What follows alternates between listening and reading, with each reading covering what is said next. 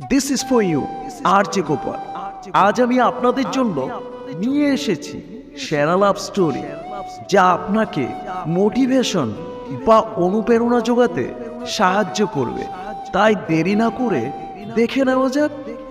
কেউ একজন আমার জীবনটাকে হাতিয়ে নেবার প্ল্যান করছে। এই ছেলে চুলদারি কাটেন না কেন? প্রয়োজন বোধ করি না তাই। সিগারেট খান? অনেক। প্রেম করেন? আগে করতাম, এখন করি না। তো কেন প্রেম ছেড়েছেন? আমি ছাড়িনি তো। তার আমার কাছে থাকার প্রয়োজন শেষ হয়েছে, তাই ছেড়ে গেছে। বুঝলাম। তো এই সেরা শার্টটা পরে প্রতিদিন ক্যাম্পাসে আসেন কেন? ভালো শার্ট পরার প্রয়োজন হয় না। আপনাকে যে অনেকে পাগল বলে, সেটা জানেন? অন্যরা কি বলল সেটা কখনোই ভাবি না। আমি কেমন এটাই আমার কাছে সবকিছু। এরকম শুকিয়ে গেছেন কেন? খাওয়া দাওয়া করেন তো ঠিক মতো?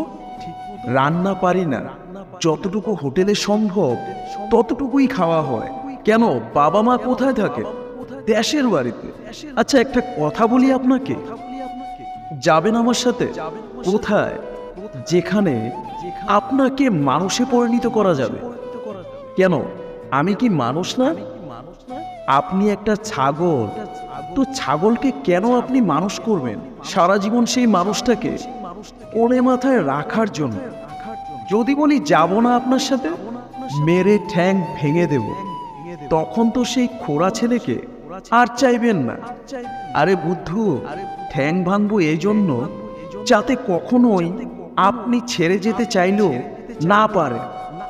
ভালোবাসতে চান? সেটা বলিনি তো। আপনি তো ছাগল, আর ছাগলের সাথে তো থাকা যায় না। তাহলে সারা জীবন থাকবেন বললেন যে? ছাগলটাকে আগে মানুষ করব, তারপর ভালোবেসে সারা জীবন কোলে মাথায় রাখব। বুঝলাম। কি বুঝলেন? কেউ একজন আমার জীবনটাকে হাতিয়ে নেবার প্ল্যান করছে, সেটা বলতে পারেন? ছাগলকে মানুষ করতে গেলে তো তার জীবন ছিনিয়ে নিতেই হবে। হাতটা দিবেন? কেন? একটু দেখব এই হাতটা কতদিন আমাকে ধরে রাখতে পারবে। কেন নয়? তবে শুধু হাতটা ধরে থাকলে হবে না। তাহলে শুরু করা যাক। অবশ্যই।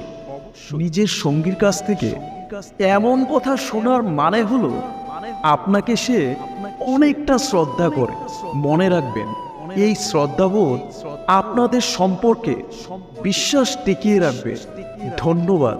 ভালো থাকবেন, সুস্থ থাকবেন।